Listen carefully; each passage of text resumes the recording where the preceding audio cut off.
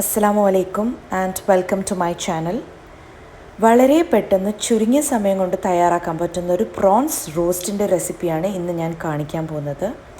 അതിനായിട്ട് ഞാൻ ആദ്യം തന്നെ ഒരു കടായി ചൂടാക്കിയതിലേക്ക് 3 ടേബിൾ സ്പൂണോളം ഓയിൽ ചേർത്ത് കൊടുക്കുന്നുണ്ട്. ഞാനിവിടെ കോക്കനട്ട് ഓയിലാണ് യൂസ് ചെയ്യുന്നത്. നിങ്ങൾക്ക് ഇഷ്ടമുള്ള ഓയിൽ യൂസ് ചെയ്യാം. ഇതിലേക്ക് 3 സവാള ചെറുതായി അരിഞ്ഞതും കൂടെ ചേർത്ത് കൊടുക്കുന്നുണ്ട്. ഇതൊന്ന് ജസ്റ്റ് സോഫ്റ്റ് ആവാൻ വേണ്ടി ഒന്ന് വഴറ്റിയെടുക്കാം.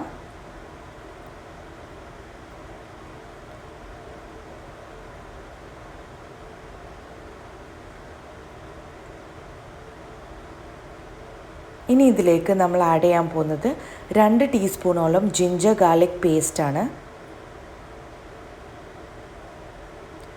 4 പച്ചമുളക് നടുവേ കീറിയെടുത്തതാണ്.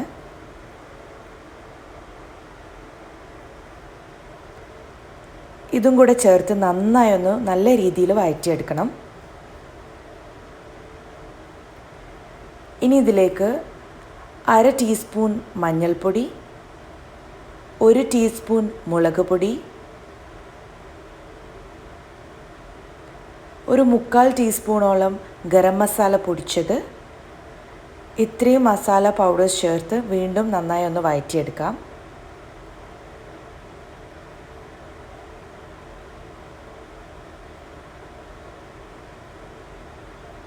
ഇനി ഇതിലേക്ക് നമ്മൾ നേരത്തെ കഴുകി വൃത്തിയാക്കി വെച്ചിരുന്ന 1/2 കിലോ പ്രോൺസ് ചെമ്മീനും കൂടെ ചേർത്ത് കൊടുക്കുന്നുണ്ട്.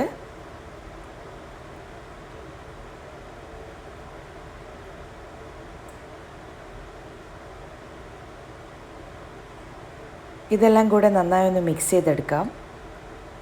ചെമ്മീൻ പെട്ടെന്ന് തന്നെ കുക്കായി കിട്ടും.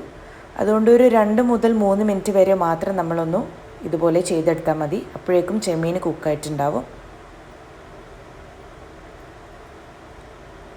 ഇനി അടുത്തതായി നമ്മൾ ചേർക്കേണ്ടത് പുളിവെള്ളമാണ്.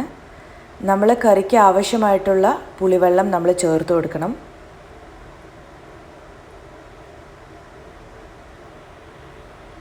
ഈ ഒരു റോസ്റ്റിലേക്ക് നമ്മൾ ടൊമാറ്റോ ഒന്നും ചേർക്കുന്നില്ല, പുളി മാത്രമേ ചേർക്കുന്നുള്ളൂ. അപ്പോൾ അതിന് പാകത്തിന് കണക്കായിട്ടുള്ള പുളിവെള്ളം നിങ്ങൾ ചേർത്ത് കൊടുക്കണം.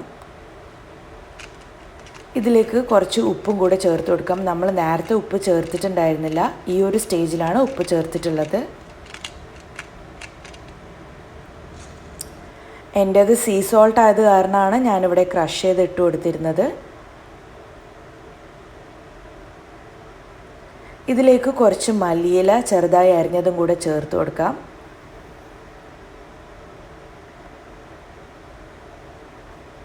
ഇതൊന്ന് ജസ്റ്റ് മിക്സ് ചെയ്തെടുത്താൽ മാത്രം മതി. അപ്പോഴേക്കും നമ്മുടെ ചെമ്മീൻ റോസ്റ്റ് ഇവിടെ റെഡി ആയിട്ടുണ്ട്.